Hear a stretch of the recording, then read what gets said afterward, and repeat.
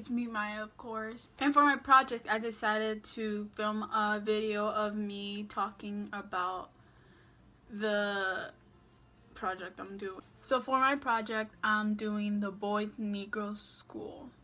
And no, this is not racist. It's just how it was called. I would go and film over there, but you need an appointment to be able to go and visit that place, just so you know. As you guessed, since I said the Boys Negro School, this was an African American school in Germantown, Maryland, I think, or Boyd's, Maryland. Germantown, Maryland, somewhere over there. So the Boys Negro School was built in 1896, as you can see over here. And this was built by the community that surrounded the area. So like the townspeople, they combined together and they worked together to build a school for their children that live around there. Since you know, and back then in like the 1800s, there was segregation. So African Americans couldn't go with white people. So that's why they had to build a school for them. Okay, so this school, I have my paper over here. This school was a one room, like, little place, as you could see. It was 22 by 30 foot and was built out of wood. And the only thing that was heating it from the inside was a little stove heater. So imagine how cold it was in the winter time. You might be wondering why the school was built out of wood, but back then, like, white people houses, they were made out of clay and like other material that was much more better. But now, since African Americans, they didn't really have so many resources, so they just got wood from like the outside and just built it that way. So today now, the Boys Negro School is still up and running, and this is like a tourist place for people to visit, but you can't just show up because you need an appointment, as I said before.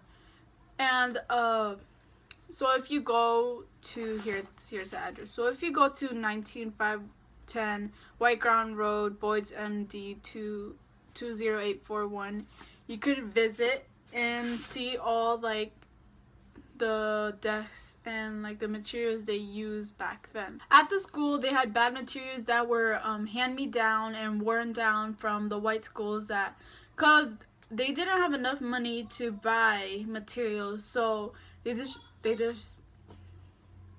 the white schools did not want to give them like new materials they had, so they had lots of extras, but they still wouldn't give them to them. Instead, they would just give them the worn-me-downs that they originally had, but like they were all broken and they couldn't be read, so they just get and send them off to the African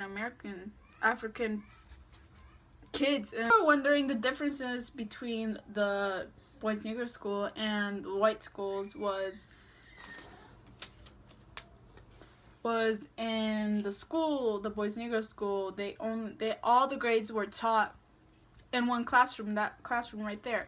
So to make it less complicated, the teacher will separate each grade into like the desks. So basically, like we'll say the first grade would be on this side and second grade would be here, third grade over here. And I saw that the grades that they had was usually 1 through 7. So imagine, 7 grades all huddled up in one classroom. That'd be really hard to teach. You know, Miss Lee, how hard it is to teach with a little bit of students. Imagine her. Imagine how she felt. Another difference was the school, the Boys Negro School, they didn't have air conditioning. So in the winter time, the boys had to go fetch wood so they could heat up their little pot belly stove and like put wood in, and like they could heat that up. Well, that would be basically in like the corner of the room, or I think the center, and that would just heat up for everyone around them. So if you were next to the heater, you had a lucky spot. So that was basically it for this information video on my project. And I just want to give the sources that I got all this information from. So the first source that I got was from Boys Historical Society. From the site, the name of the site was boyshistory.org. Author of the article was Maggie Bartlett. Organization / company was Boys Historical Society.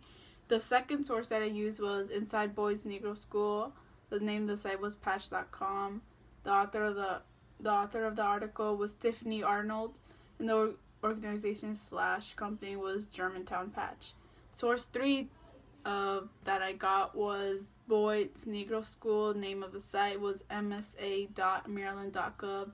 The author of the article I didn't find, neither did I find the organization or company. But that's basically it for my video. I hope I get an A on this. I hope.